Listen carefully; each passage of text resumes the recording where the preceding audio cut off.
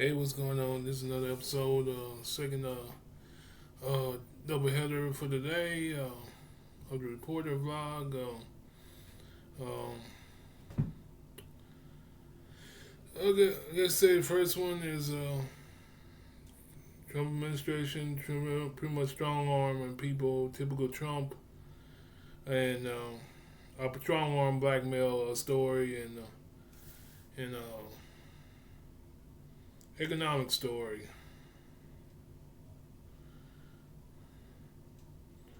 All right, let's get right into it with the final doubleheader of today.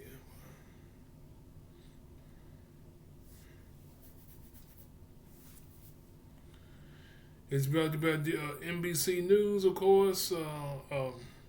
UCLA says Trump administration, I think from 3 days ago, had the date on it.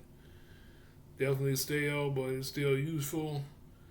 But anyway, UCLA says Trump administration has suspended 584 million in grants. Um, hmm. It's brought to you by NBC News. Um,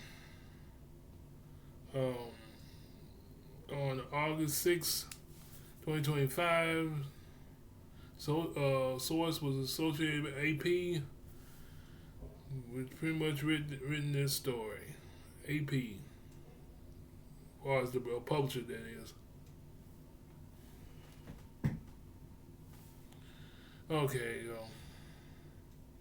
UCLA says Trump administration has suspended 584 million in grants. If these funds remain suspended, it would be devastating to UCLA and for the Americans across the nation, Chancellor Julio Frink said.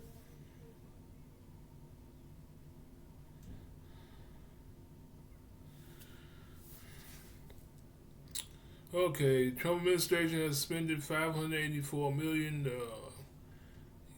Yeah, I guess no. Guess we can go with that because I haven't seen my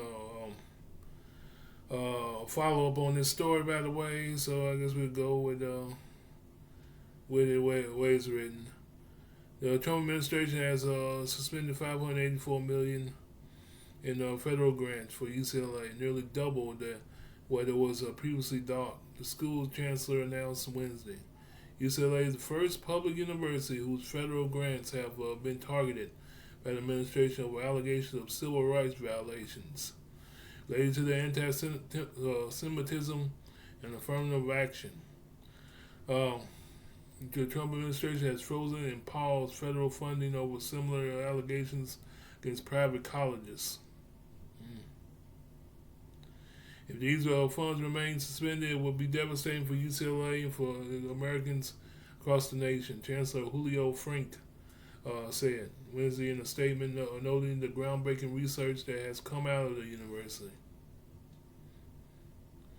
The affected departments rely on funding from the National Science Foundation, the National Institute of Health, and the Energy Department, Frink said. The Education Department did not immediately respond to the email from the Associated Press requesting comment.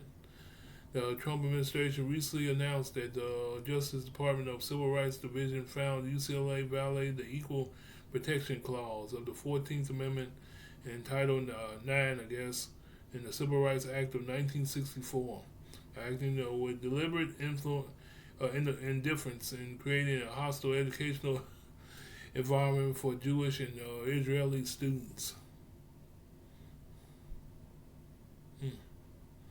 The announcement came as UCLA reached $6 million settlement.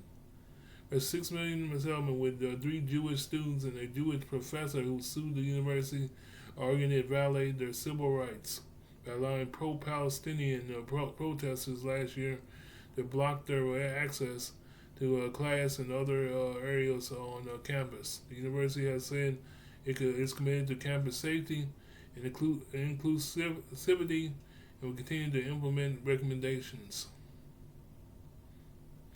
James B. Milliken, the new president of the University of California system, said in a statement Wednesday that it has agreed the talks with the administration over the allegations against UCLA.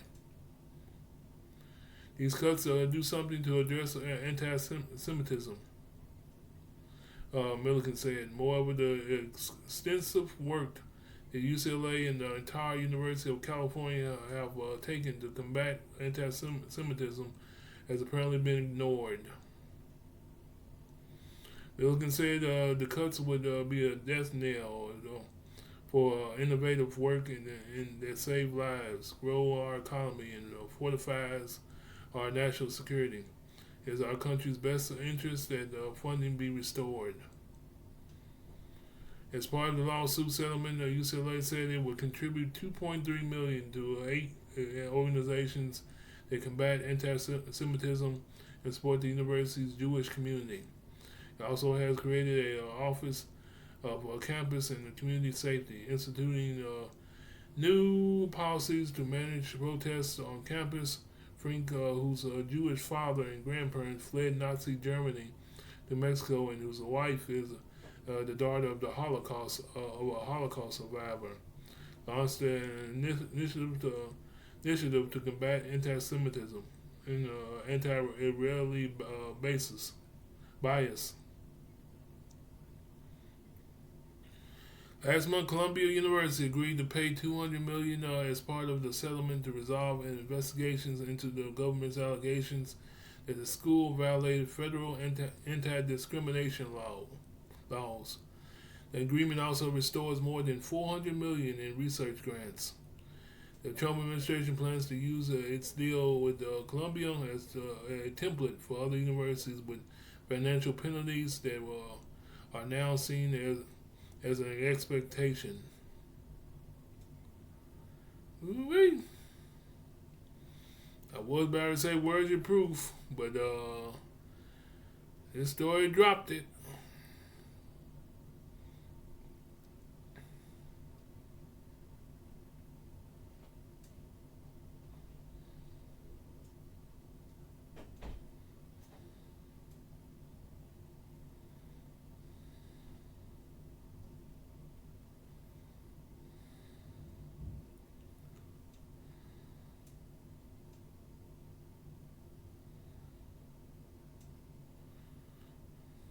The difference in creating a hostile educational environment for Jewish and Israeli students.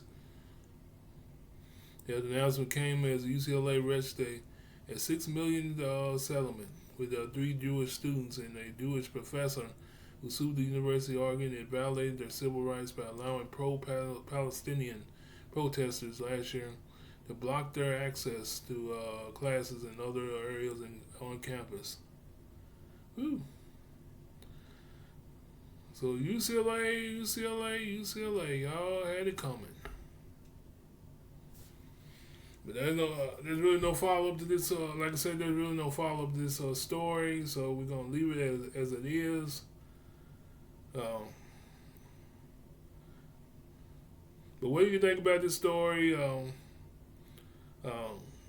Any, pretty much any comments, any opinions on this story? Even though it's kind of stale. I just gonna throw it out there.